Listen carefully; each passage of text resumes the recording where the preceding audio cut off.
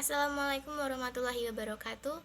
Saya Zara Wahida dari kelas 10 IPA 3 akan melaksanakan kegiatan hari ketiga pesantren kilat. Pertama-tama marilah kita panjatkan puji syukur akan kehadirat Allah Subhanahu wa taala karena kita diberikan kesehatan dan dapat bertemu dengan bulan Ramadan dalam keadaan sehat. Di sini saya akan menceramah mengenai kesabaran.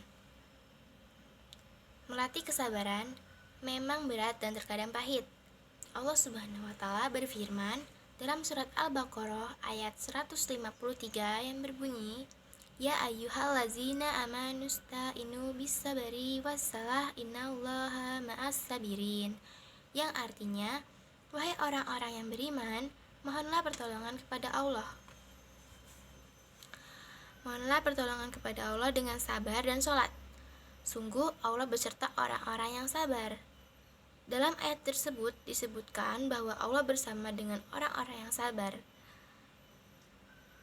Apa yang lebih indah, apa yang lebih manis dari kebersamaan dengan Allah? Bahkan dalam surat Al-Imran ayat 136, Allah berfirman, "Dan Allah mencintai orang-orang yang sabar." Bukankah sungguh manis saat kita dicintai oleh Allah? Arti sabar. Apa sebenarnya sabar itu? Dalam bahasa Arab, secara bahasa sabar berarti radiyah atau ridho. Tidak mudah untuk sabar. Namun, tentunya untuk mencapai tingkatan itu tidaklah mudah. Allah berfirman dalam surat Al-Baqarah ayat 45 berbunyi, "Wasta'inu bis-sabri wassalah wa innaha lakabiratun illa 'alal khasyiin." Artinya, dan mohonlah pertolongan kepada Allah dengan sabar dan sholat. Dan sholat itu sungguh berat, kecuali bagi orang-orang yang khusyuk. Mengapa berat?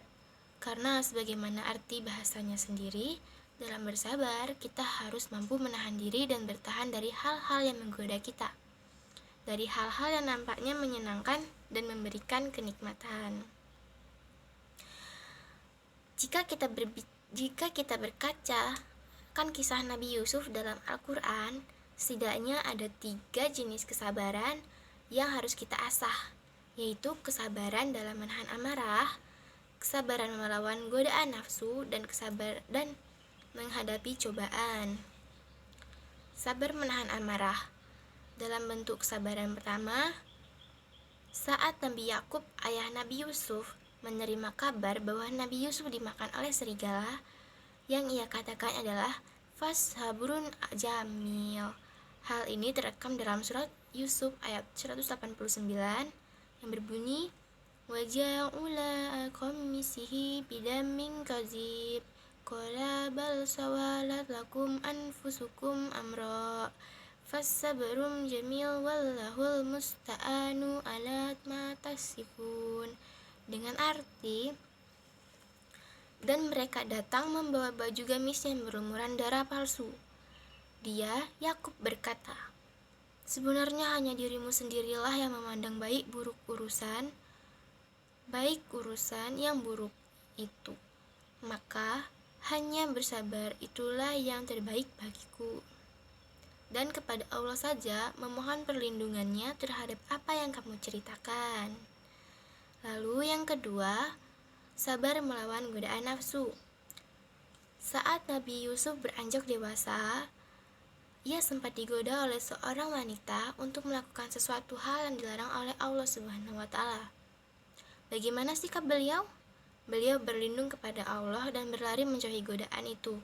Dalam surat Yusuf ayat 23, Allah menceritakan kisah ini. وَرَوَّدَتْهُ الَّتِي هُوَ فِي بَيْتِهَا عَنْ نَفْسِهِ وَغَلَّقَتِ الْأَبْوَابَ وَقَالَتْ هَيْتَ لَكَ قَالَ مَعَاذَ اللَّهِ إِنَّهُ رَبِّي أَحْسَنَ مَثْوَايَ إِنَّهُ لَا يُفْلِحُ الظَّالِمُونَ. Artinya, dan perempuan yang dia Yusuf tinggal di rumahnya menggoda dirinya, dan dia menutup pintu-pintu, lalu berkata, marilah mendekat kepadaku. Yusuf berkata, aku berlindung kepada Allah. Sungguh Tuanku telah memperlakukan aku dengan baik. Sesungguhnya orang yang zalim itu tidak akan beruntung. Dan yang terakhir, ada sabar menghadapi cobaan. Kita juga harus sabar dalam menghadapi musibah. Dalam surat Yusuf, Allah mengisahkan bagaimana sang raja bermimpi melihat 7 ekor sapi betina yang gemuk dimakan oleh 7 ekor sapi betina yang kurus, 7 tangkai gandum yang hijau, dan 7 tangkai lainnya yang kering. Dapat kita lihat bahwa dengan kesabaran mereka akhirnya bisa melewati cobaan berupa masa-masa yang sulit. Dan 7 tahun yang sulit itu saat dilewati dengan penuh kesabaran, akhirnya membuahkan tahun yang manis. Sekian ceramah singkat dari saya. Bila ada salah kata atau pengucapan, mohon dimaafkan. Wassalamualaikum warahmatullahi wabarakatuh.